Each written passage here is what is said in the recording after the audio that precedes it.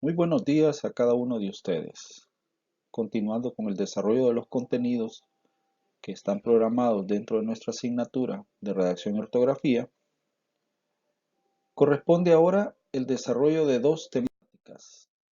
Una relacionada a retroalimentar parte de los contenidos que vimos la semana anterior, sobre todo lo relacionado con el uso de mayúsculas, debido a que tiene una complejidad y hay toda una actualización por parte de la Real Academia de la Lengua y vale la pena que nos detengamos a ver algunos casos que probablemente aún nos generen dudas.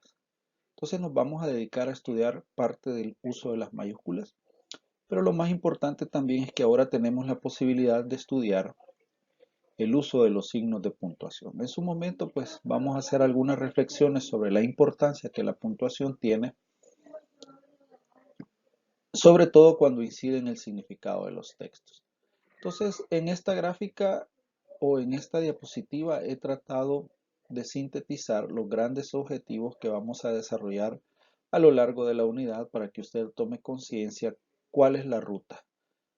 Empezamos hablando de algunas grafías como la C, la S y la Z, la B, la V, y establecimos pues algunas normas para su uso. Posteriormente hablamos de mayúsculas, hoy hablaremos de signos de puntuación.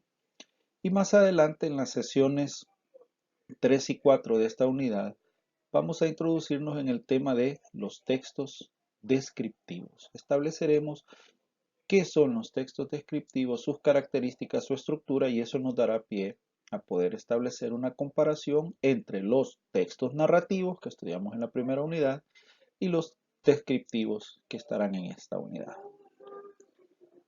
Hacia ahí iremos cerrando nuestras actividades cuando nos toque que interpretar y producir textos descriptivos, aplicando las propiedades textuales de la corrección, la coherencia y la cohesión. Bueno, sin más preámbulo, pues vamos a dar inicio a nuestra sesión de aprendizaje de esta semana, esperando pues que este tiempo sea de provecho y nos ayude a aclarar las dudas que tenemos. Como es costumbre, siempre arrancamos nuestras actividades con una propuesta de, en este caso, actividad inicial en donde queremos hacer una reflexión.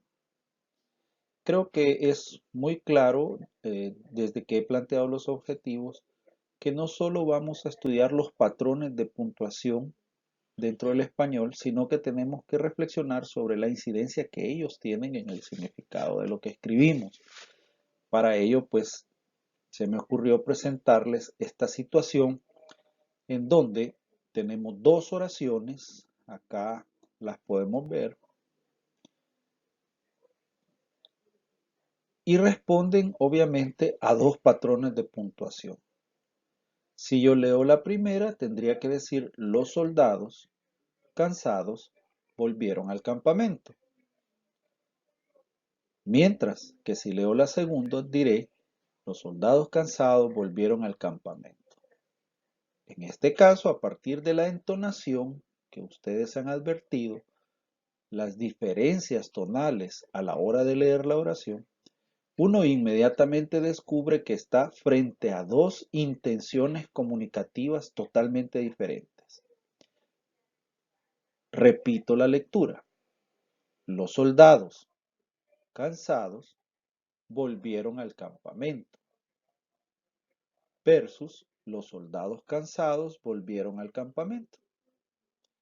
Su trabajo en este punto será reflexionar sobre qué significado hay detrás de cada una de las oraciones.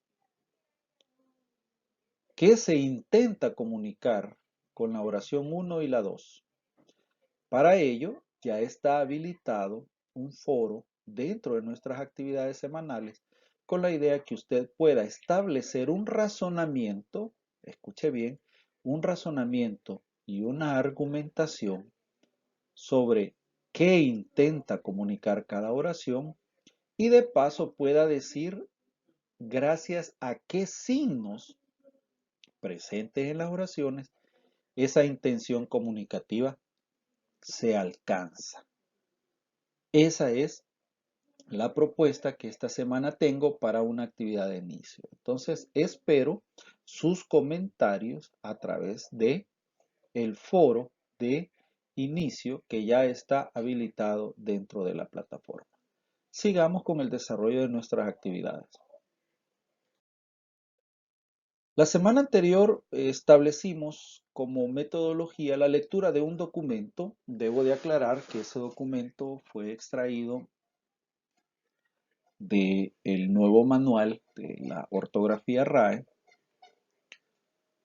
publicado pues recientemente por la Academia Española de la Lengua.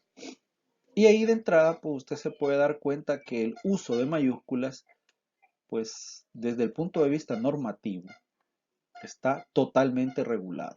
Entonces no es un arbitrio usar mayúsculas, no exime de la aplicación de otras reglas, entonces tenemos que detenernos en ello.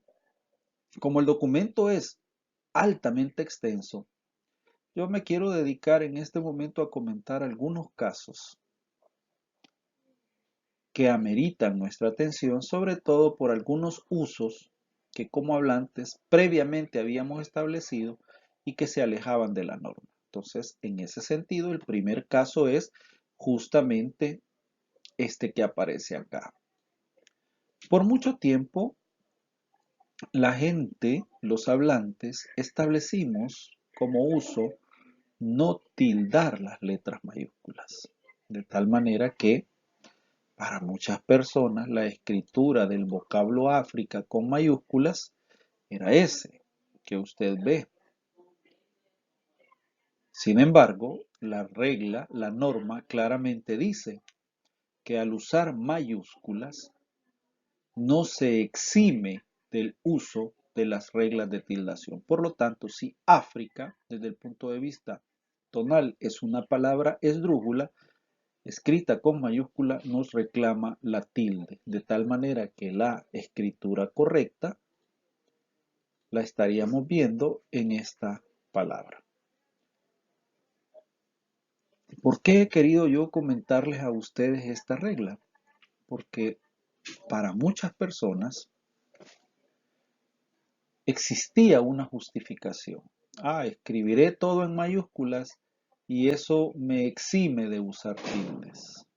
Nunca eso fue aceptado. Por lo tanto, es una recomendación que a partir de este momento, si usted está utilizando mayúsculas para la producción de sus textos, por favor, aplique las normas de tildación. Bien, el otro caso que quiero comentar es el relacionado a los dígrafos, pero antes de comentarlo, pues explico. Dígrafo es una categoría gramatical que alude a la combinación de dos grafías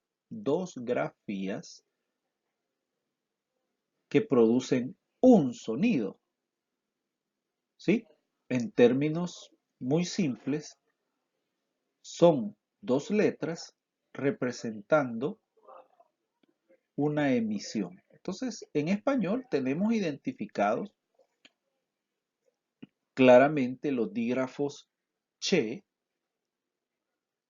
que a juicio de la RAE es la combinación de C y H, el dígrafo g, que usamos por ejemplo en guitarra, el dígrafo ly, que usamos en palabras como llave, y el dígrafo k,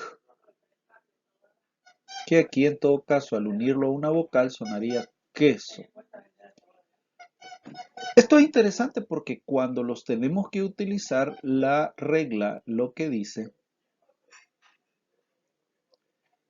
cuando tenemos que generar un dígrafo y utilizarlo en la escritura, solo vamos a poner la primera en mayúscula. De tal manera que para escribir chino, solo la C iría mayúscula, ¿verdad? Sin embargo, nos hace la aclaración. ¿Qué pasa si los dígrafos forman parte de una palabra que en su totalidad hemos escrito en mayúscula? Muy bien. Entonces, asumimos que las dos grafías del dígrafo irán con mayúscula. para tomarlo en cuenta, ¿no? Dígrafos se escribirán, si la palabra la deseamos escribir toda en mayúscula, ambas grafías en el dígrafo asumen esa forma. Si la palabra no está escrita en su totalidad en mayúscula, pues lo simple, la lógica indica que escribiré solo la primera de las dos letras del dígrafo en mayúscula. Bien, avanzamos. Otro tema interesante se da alrededor y lo he querido traer a cuenta porque son de corriente uso las siglas y los acrónimos. De hecho, es sorprendente la cantidad de siglas o acrónimos que nosotros utilizamos acá en El Salvador. Solo quiero hacerle una distinción, ¿verdad? Yo entiendo que una sigla es una abreviatura que no se puede leer en una sola emisión. Entonces, entenderé que una sigla se refiere, por ejemplo, a OIT, Organización Internacional del Trabajo. No pude emitirla en una sola palabra, sino que lo establecí segmentado. OIT. En cambio, los acrónimos son abreviaturas que nosotros podemos emitir en una sola voz, es decir, como una sola palabra. Actualmente, por ejemplo, es muy común hablar del CD, un CD. Claro, usamos la forma anglo, CD, pero lo convertimos en una palabra a tal grado que hoy la academia dice, bueno, admítese el uso de CD y ya lo hemos castellanizado. Pero entonces hay una diferencia fundamental entre las siglas y los acrónimos. Sin embargo, la academia recomienda que sean siglas o sean acrónimos, nosotros los escribamos siempre en mayúscula. Aquí voy a distinguir entre ISBN como una sigla y OTI como un acrónimo. La diferencia es que la primera no pude establecerla una articulación como palabra y en la segunda sí. Entonces, hago esta aclaración porque de veras es muy frecuente el empleo de los acrónimos en las instituciones de gobierno, en los ministerios mismos. Se generan cantidad de acrónimos para referirse a dependencias. Entonces es importante que sepamos.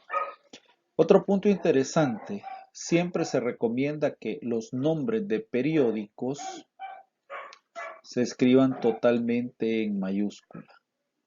Los nombres de los periódicos. Una recomendación, ¿verdad? Igual los nombres de revistas, ¿verdad?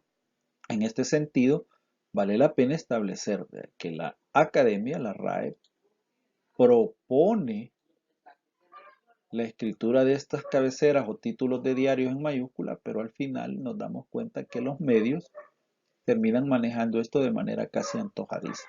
Este día justamente he tenido la oportunidad de ver una revista de un periódico, ¿verdad?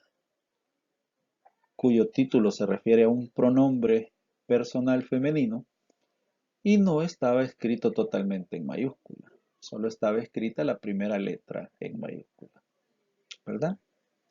Estas son adaptaciones, ¿verdad? Con ello lo que quiero decir es que la academia establece normas y a veces los usuarios de la lengua decidimos antojadizamente adaptar la norma o por una conveniencia, ¿verdad?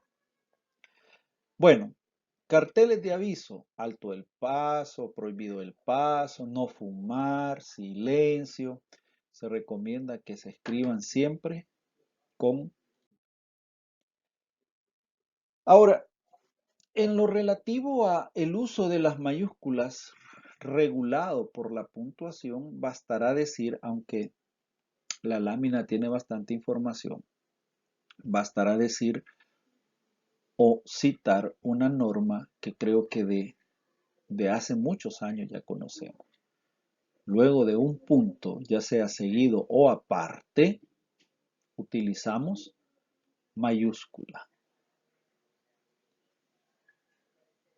Luego, cuando tenemos que usar signos de interrogación,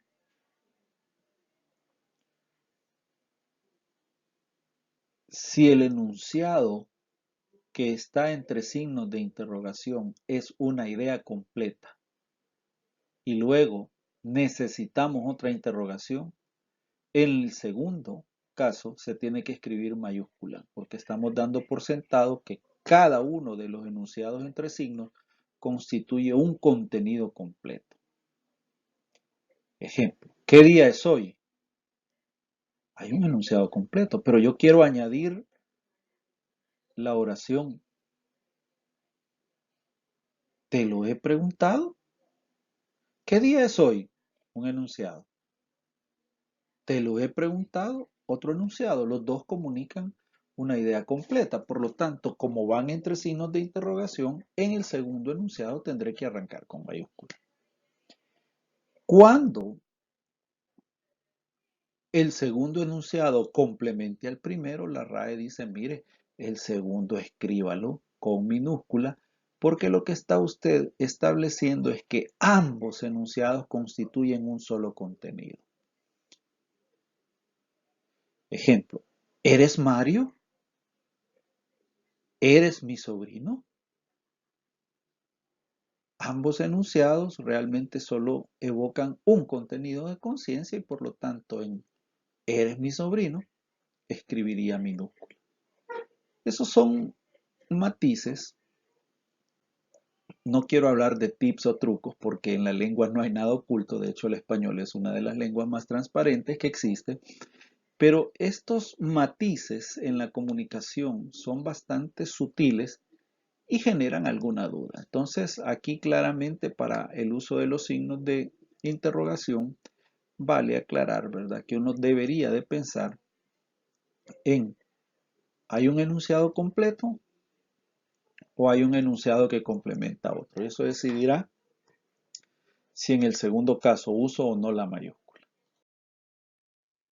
Bueno, con eso pues no quiero agotar obviamente el tema del empleo de mayúsculas, pero he considerado que esos son algunos de los casos que generan matudas. Si usted, después de haber leído el documento de la semana anterior, tiene alguna duda relacionada con algún empleo de las mayúsculas, algún caso que usted vea variación, es decir, yo conocí una regla que decía esto, pero ahora el documento me señala lo contrario, pues yo le invito a escribirme a través de la mensajería de nuestra plataforma y con todo gusto vamos a aclarar y a discutir.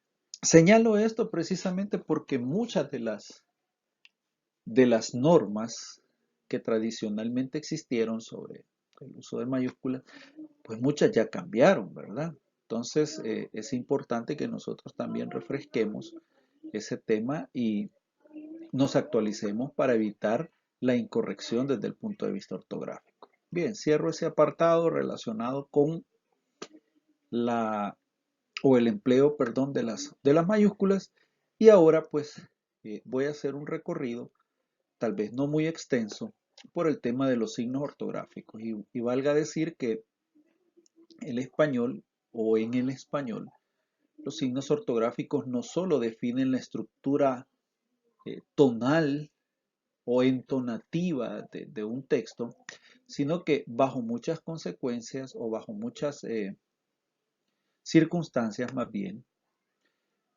gracias a los signos de puntuación podemos establecer con contundencia el significado de lo que decimos. Al respecto, pues me remito al ejercicio con que arrancamos la clase, en donde un par de comas hacen la diferencia entre el significado de ambos enunciados. Desde esa perspectiva, pues vale la pena establecer que hay tres categorías: signos de puntuación, los signos auxiliares y los diacríticos.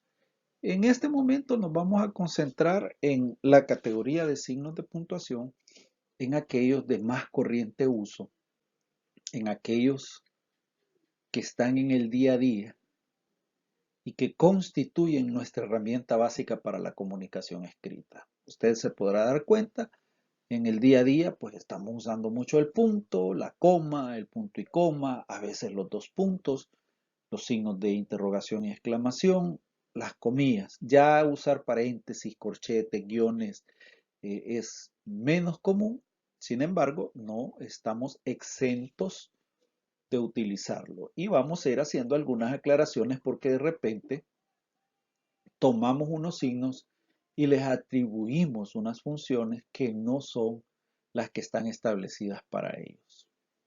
Voy a mencionar de manera contundente el caso de los paréntesis que muchos de nosotros utilizamos inclusive para invalidar partes del texto. Me equivoqué en el parcial y entonces ya le pongo entre paréntesis un par de párrafos al profesor y después la gran aclaración donde le decimos esos dos párrafos no valen y estamos usando los paréntesis para invalidar información dentro del texto. Más adelante usted se va a dar cuenta que esa norma como tal no existe. Simplemente la hemos generado nosotros. Entonces vamos a ir haciendo esas aclaraciones. Hagamos un recorrido. Basta con decir que son marcas gráficas, ¿verdad? Cuya función es ayudarnos a hacer una correcta lectura, es decir, una emisión adecuada. Por eso es que se insiste mucho en el tema de los signos asociados a las pausas que hay detrás de ellos y, lógicamente, a la interpretación, es decir, la incidencia que esto puede tener sobre el significado textual. Entonces, con esas ideas hagamos un repaso en algunos, ¿verdad? Los signos de puntuación o signos ortográficos que nos ayudan a organizar nuestros discursos desde el punto de vista estructural y semántico, los más comunes, el punto, la coma, el punto y coma, los dos puntos, las interrogaciones, las exclamaciones, las comillas, tienen todos lógicamente un sistema normativo que hay que aplicar. Vamos a revisar algunos casos. El punto. Primera aclaración.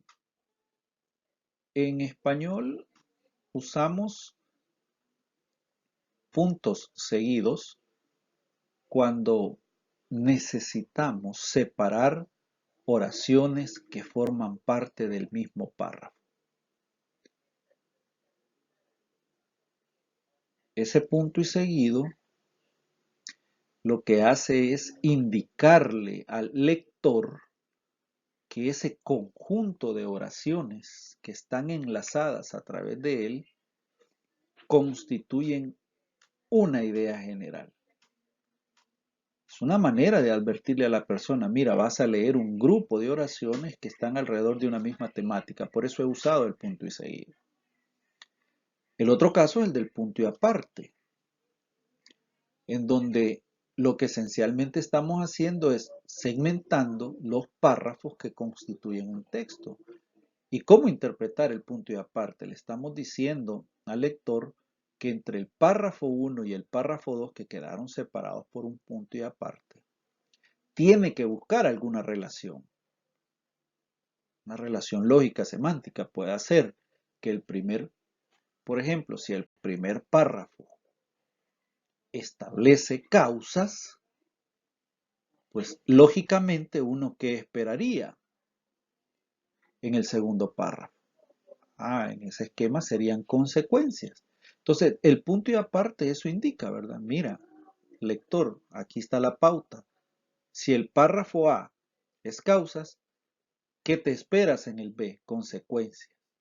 Si el párrafo A habla, y voy a hablar de otra relación, del antes, ¿qué esperas en el párrafo B? Probablemente el hoy. Y en el C, esperarías el mañana, que es poco lo que acabamos de revisar cuando hablamos de la estructura temporal de los relatos. Que por cierto, debo de decir, me encontré con agradables sorpresas a la hora de revisar sus textos, sobre todo en lo relativo a cómo se maneja el tiempo. Casi a todos nos ha calado fuerte la idea de un desarrollo cronológico, inicio, desarrollo y cierre. Entonces, Si usted vuelve a su tarea y revisa cómo usted lo ha hecho, se va a dar cuenta que los párrafos que constituyen inicio siempre están separados por punto y aparte, los que constituyen desarrollo igual y así también los del cierre. Finalmente, y aunque sea redundante, hablamos del punto y final cuando lo que estamos tratando de establecer es que estamos llegando al final de uno de los constituyentes macros del texto, que bien puede ser un capítulo, un apartado, una sección, y en algunos casos la gente dice, bueno, aquí termina el documento, aquí cierra el conjunto de ideas que yo quiero desarrollar. Entonces esos son los tres usos que este signo tiene.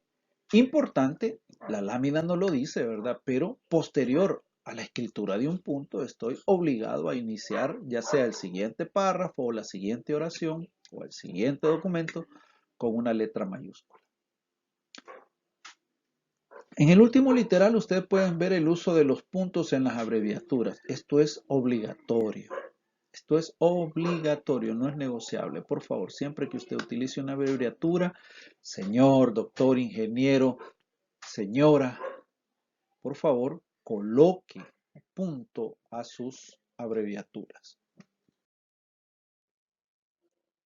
Bien, en el material lo voy a decir, lo voy a enumerar para que ustedes después hagan un análisis.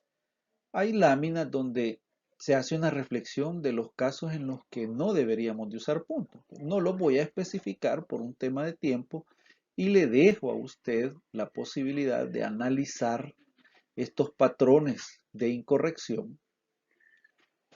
Y si lo toma bien, buscar algunos ejemplos. Yo le invitaría a leer en los periódicos, a leer en las revistas para ver si la gente que los hace incurre en algunas de estas problemáticas. No se asombre si eso es así, si la gente cae en estos errores. Lo importante es tomar conciencia, ¿verdad?, de que hay usos normados y hay otros que están inventados. Y a esos últimos es a los que nosotros literalmente les debemos de oír, ¿verdad? Entonces, aclaro, el tema de usos incorrectos lo dejo para su análisis y reflexión más personal. Me voy a concentrar en dar unas aclaraciones. Siguiente caso es el de la coma. Bueno, desde el punto de vista tonal, una coma lo que representa es una pausa en la lectura. Una pausa breve, generalmente asociada a la necesidad que tiene el hablante de establecer una nueva inspiración que le permita la articulación de más fonemas. Fisiológicamente eso es lo que pasa. Usted necesita hacer una pausa, tomar aire y seguir hablando. Entonces, esa breve pausa es la coma. Viéndolo ya en la realidad textual, la coma es un signo que anticipa enumeraciones. ¿Y a qué nos referimos? Una enumeración se basa por lo general en el encadenamiento de términos análogos. Ejemplo, en esa familia hay 8 hijos. 2 puntos. Pedro, coma, María, Cándida, Alberto, entre cada nombre una coma, obviamente. ¿Por qué? Porque todos son elementos análogos, tienen el mismo valor y estoy enumerándolos sin establecer jerarquía entre ellos.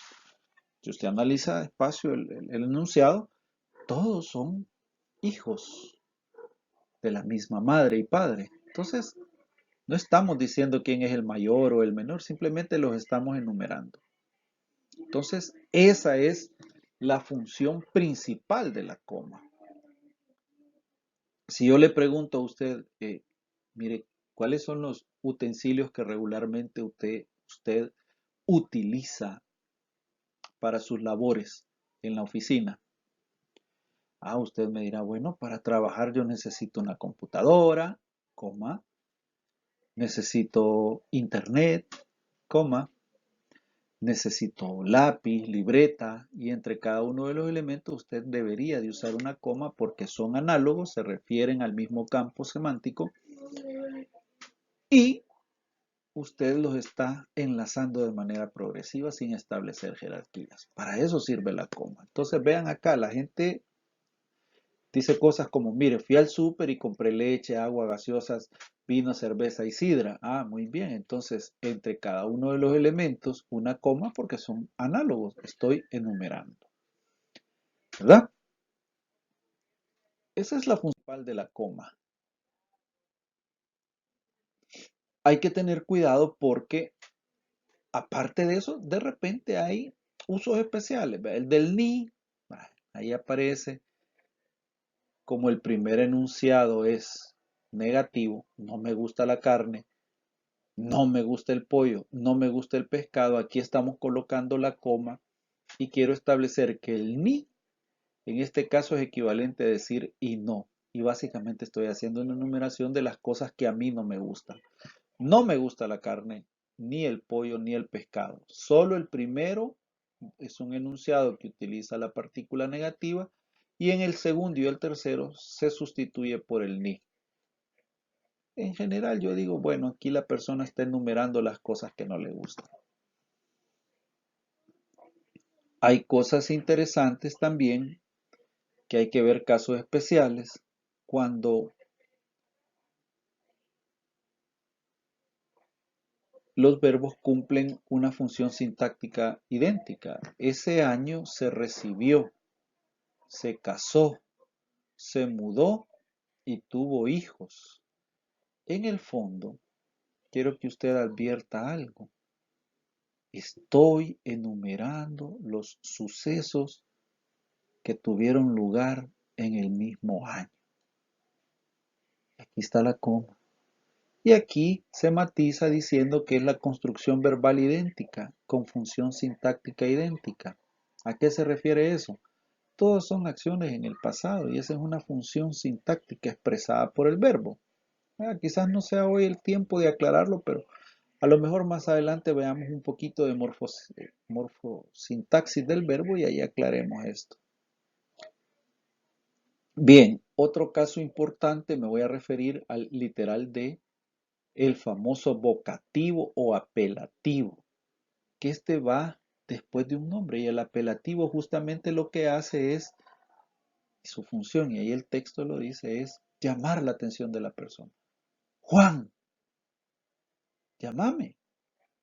Estamos llamando la atención de Juan y eso es el vocativo. Te pido, Juan, que me llames. Llámame, Juan. Todas son formas de vocativo y el vocativo suele separarse con una coma. En algunos casos, el verbo puede ser sustituido por una coma y eso se llama elipsis verbal. Vean en el literal F el ejemplo donde dice los niños en el jardín.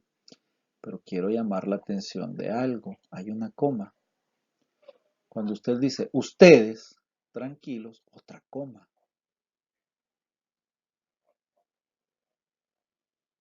Y aquí hay otra coma cuando dice yo me quedo, vos no. Quiero que usted reflexione sobre algo. Esta coma está sustituyendo al verbo estar. De tal manera que la oración podría leerse, los niños están en el jardín. Ustedes están tranquilos. Yo me quedo, vos no te quedás. En los tres casos, la coma está sustituyendo al verbo en una clara elipsis verbal. Bueno, hay más usos, pero creería que por un tema de dosificación dejo estas normas y recapitulo. Generalmente usamos comas para enumerar, para sustituir al verbo o para ser vocativo. Con esas tres creo que ya podemos tener una idea básica de cómo el signo funciona. Bien, punto y coma. Hay muchas dudas, suele haber muchas dudas en el empleo de este signo. Es más, algunos autores, debo de comentarles, no establecen una clara diferencia entre el uso del punto y coma y la coma. Casi que lo deja a discreción de la gente.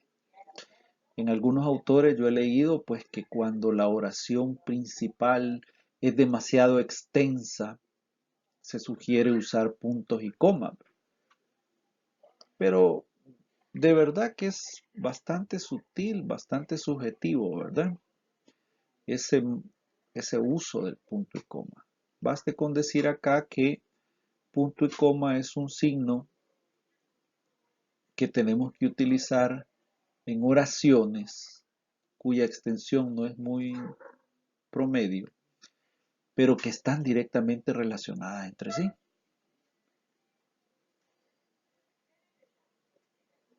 Vea el ejemplo. Cada grupo de alumnos escogió uno de los temas, dos puntos. Un grupo, ortografía, punto y coma. Otro, gramática, punto y coma. Y un tercer grupo, géneros discursivos.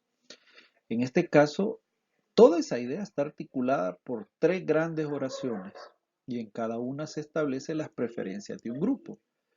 Como el enunciado construido resulta ser bastante voluminoso, bastante extenso, entonces la RAE lo que nos sugiere es que cada uno de esos segmentos en los que vamos a ir revelando gradualmente el contenido, lo separemos por un punto y coma. Básicamente no hay posibilidad de equivocarnos, ¿verdad? En el empleo de este signo. Vuelvo y aclaro, a muchos nos da problema usar el punto y coma, pero debemos de entender que está directamente relacionado a la extensión oracional. Si es una oración que en promedio es más extensa que lo normal, la sugerencia siempre será, separe los elementos de esa oración extensa usando puntos y comas. ¿Verdad? Muy sutil, obviamente, la diferencia entre coma y punto y coma, pero aplica en este caso. Bien, los dos puntos, voy a ir resumiendo, los dos puntos es una pausa menor en el discurso, pero introduce una enumeración. Entonces, digamos que, por efectos prácticos, si yo empiezo a ver una serie de palabras separadas por comas, antes de la enumeración tendrá que haber unos dos puntos. Tengo 4 hermanos. Sus nombres son, dos puntos, María, Melissa, Carlos y Javier. Los dos puntos prácticamente introducen la enumeración y son de obligatorio uso. Por favor, esto hay que tomarlo en cuenta porque hoy día las formas de comunicación que tenemos, que ya son más a través de entornos virtuales, están intentando suprimir esto, ¿verdad? La gente cada vez usa menos los signos, pero es importante tomar en cuenta eso, ¿verdad? Siempre para iniciar una enumeración tenemos que usar los dos puntos. Es importante y otra idea también es que en muchos documentos oficiales utilizamos encabezados, pensemos en las cartas, en las notas. Y si tuviera que escribir el encabezado de una carta dirigida a la señora decana, entonces yo escribiría estimada licenciada Zoila Romero, dos puntos, y esa fórmula ya está establecida, no es negociable, y luego empiezo a escribir el cuerpo de la carta. Cuando usamos ejemplos y vamos a citar, como dice, mire, algunos lingüistas importantes fueron, por ejemplo, ahí vienen los dos puntos, Saussure, Chomsky, Halliday. En algunas fórmulas jurídicas hay documentos donde hacemos constar que, dos puntos, el hacemos constar que en mayúscula. Se declara que, el declara en mayúscula y después los dos puntos. Esas son fórmulas jurídicas técnicas que también ya están normadas, ¿verdad? Y se les puede aplicar esto. Bueno, hay una sección de ejercicios. Yo le invito a que usted desarrolle esos ejercicios porque de alguna manera lo que va a suceder es que le permiten consolidar los conocimientos o, en su efecto, hacen aflorar inquietudes y dudas que más adelante podemos resolver. Bien, hay una propuesta para seguir analizando signos. Yo me quiero quedar con esto que considero básico y que nos va a servir para el desarrollo de nuestras actividades. Sin embargo, pues como parte de mi rol, también le digo, mire puntos suspensivos, revíselos. Son signos de uso menos frecuente. Usted en el día a día usará puntos, comas, puntos y comas. Eventualmente usará signos suspensivos si quiere dejar en suspenso un texto, si quiere interrumpirlo, si quiere cerrar abruptamente un texto, lo que hacen estos signos. La interrogación y la exclamación, pues, son signos con carácter enunciativo. Cuando hago una pregunta, ¿qué hora es? ¿Sí? Cuando expreso sentimental un deseo, una exclamación, ¡hola, qué gusto! Entonces, eso es parte del uso de los interrogativos y de los exclamativos. Aquí puede encontrar usted algunos ejemplos. Y lo otro, aquí se me quiero detener porque comillas es uno de los signos eh, bastante utilizado en realidad, pero que cada vez estamos haciendo a un lado. Entonces, baste con decir que hay tres tipos de comillas. Las primeras que usted ve en la ilustración son las comillas españolas. Curioso, ¿verdad? Porque no las usamos. Las que nosotros usamos son estas y son las comillas inglesas. Y estas son las comillas simples. Cada una tiene su uso. Yo decía que es curioso porque creo que la mayoría de nosotros estamos familiarizados con el empleo de las comillas inglesas. Debo de confesarles que la primera vez que vi comillas españolas en un texto, pensé que se trataba de otro tipo, de otra tipografía, de un signo diferente que connotaba algo.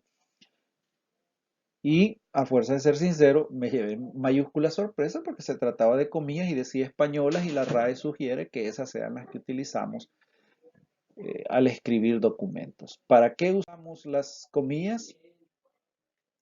Para citas textuales, para señalar nombres de obras, para llamar la atención sobre un vocablo cuyo significado encontraremos en la misma frase, como dice el verbo abolir es defectivo, que es un metalenguaje, por ejemplo. Entonces, esos son los usos. Yo le invito a que usted se detenga, ¿verdad? Y se dé cuenta lo importante que es, sobre todo en la redacción técnica y la investigación, el empleo de las comillas.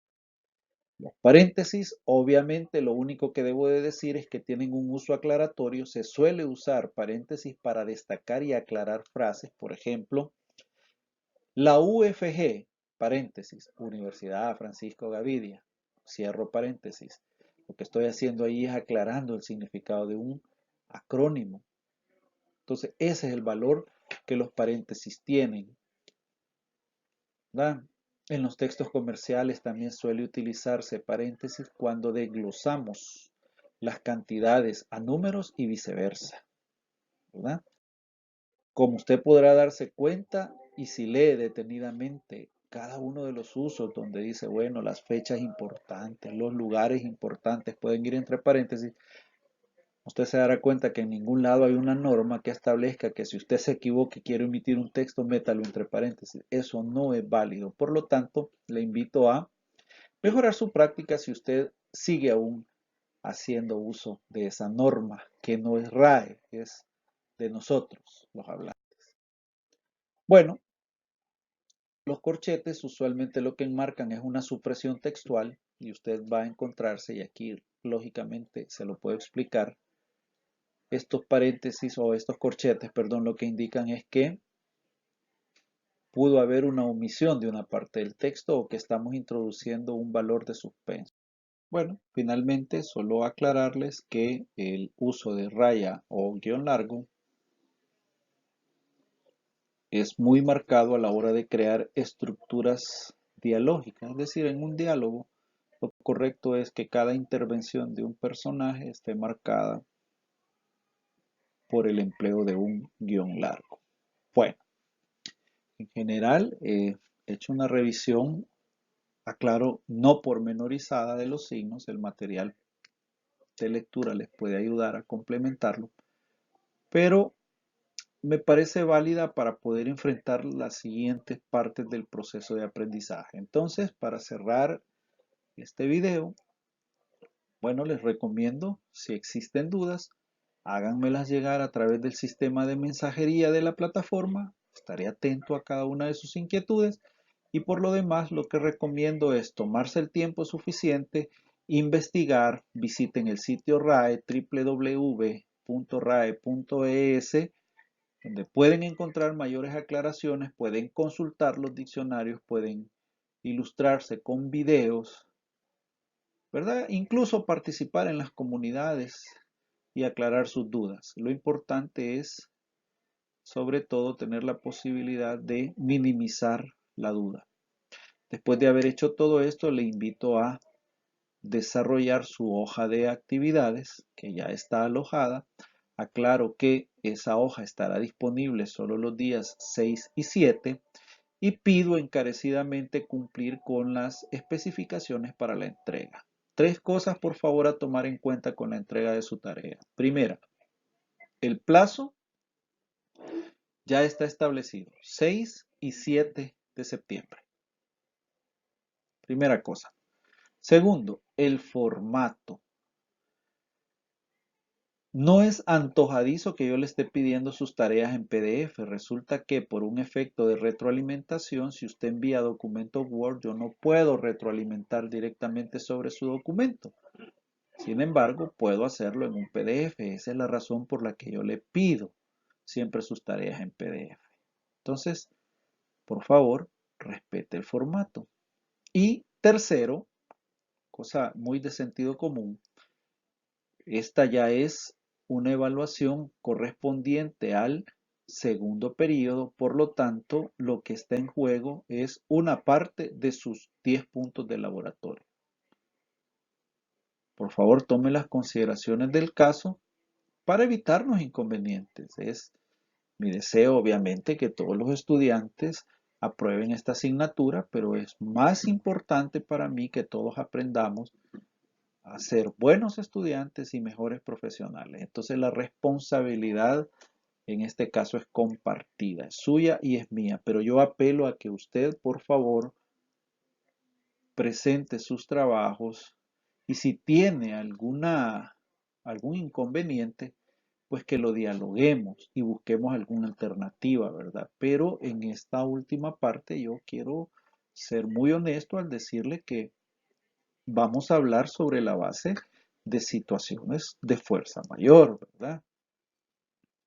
Que se nos pueden presentar a cualquiera y yo soy el primero en ponerme a la orden y decir estoy dispuesto a escucharle, pero por favor sobre la base de lo racional, sobre la base de lo lógico, sobre la base de situaciones altamente fuera de control, ¿verdad? Pero no es porque se me olvidó, porque mire, yo tenía que trabajar. Generalmente estamos trabajando con un formato semanal y le pido a usted que organice su tiempo, ¿verdad? Las tareas están habilitadas por algunos días. La idea es que usted busque espacios que le convengan, ¿verdad? Para que no tenga que fallar en la entrega. Entonces, sin más, pues quiero agradecerles por la atención.